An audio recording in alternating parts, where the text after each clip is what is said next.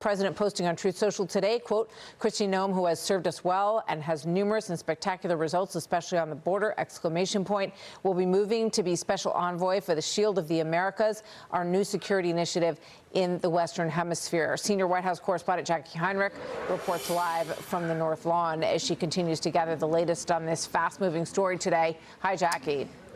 Hey, Martha. We just saw the first statement from DHS Secretary Kristi Noem. It says, thank you, President Trump, for appointing me as the special envoy for the Shield of the Americas. Secretary Rubio and Secretary of War are incredible leaders. I look forward to working with them closely to dismantle cartels that have poured drugs into our nation and killed our children and grandchildren.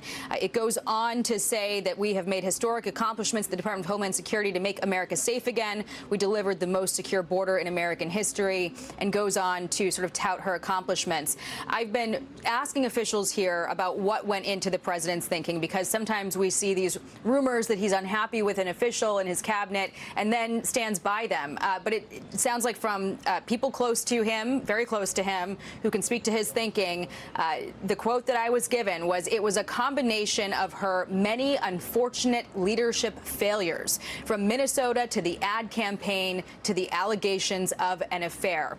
You'll recall in the aftermath of the ICE deportation campaign in Minnesota that took the lives of 2 protesters, there were a number of Republicans who called for her to step down, among them Tom Tillis, Lisa Murkowski. Others called for investigations and heavily criticized her, including Bill Cassidy, Pete Ricketts, Susan Collins, Ted Cruz, Ted Young, Mike Crapo, Jerry Moran. John Kennedy also told me on the Sunday briefing he was very happy that the president had elevated Tom Homan to take a lead in Minnesota, and that he had let the president know that. So there was a pressure campaign on the president, as this DHS funding has been stalled in Congress, that there has been a problem at the top, and it's not just criticism from Democrats that he was hearing and seeing in the press.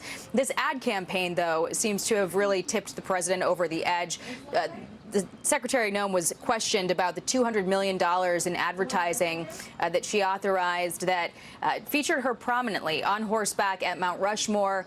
It was an ad campaign about border security, and she told Congress that the president approved of that campaign, even though apparently he did not. We're going to listen to that soundbite here.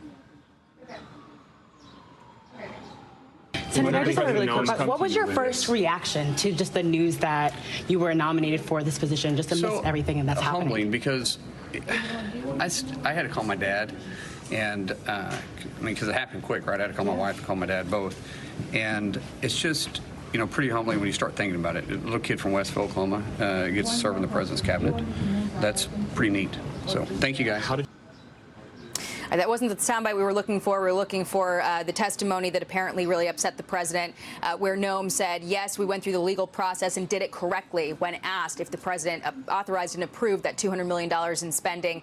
He did not. He said that he was not aware of this campaign, certainly did not authorize it. And then there were also these rumors of an affair with Corey Lewandowski, special government employee who is serving as an advisor. He is also married, and reports floating in the last several weeks that Noem had sought to appoint Lewandowski as her chief of staff, but the president blocked that decision amid these rumors of an affair. So the combination of those factors that tipped the president's decision to elevate Mark Wayne Mullen into this position and get him confirmed. Martha. Yeah, that's very interesting, Jacqui, because, you know, the person that you're citing, the source that you're citing, and just tick off for us again the 3 things that they told you went into this decision, because that's not really a soft pedal the way that it was described to you. Can you go through those again one more time? Minnesota, her handling of the fallout to the deaths in Minnesota of Renee Good and Alex Preddy, the statements that she made in public calling them domestic terrorists before some of the facts had come in, and her handling of that scenario. The ad campaign, the $200 million that featured her on horseback at Mount Rushmore and claiming that the president signed off on it when he had not. And also the allegations of an affair with Corey Lewandowski. This person close to the president described these 3 things as a combination of her many unfortunate leadership failures. So less a decision to move her into a new role than to get her out of the one she had been serving in. Yeah, many unfortunate leadership errors. Strong language from a source close to the president that Jacqui is reporting right now. So this is a much harder line in terms of what unfolded here. Jacqui, thank you very much. Be sure to like and subscribe for all the Fox News latest on YouTube and catch full shows streaming now on Fox One.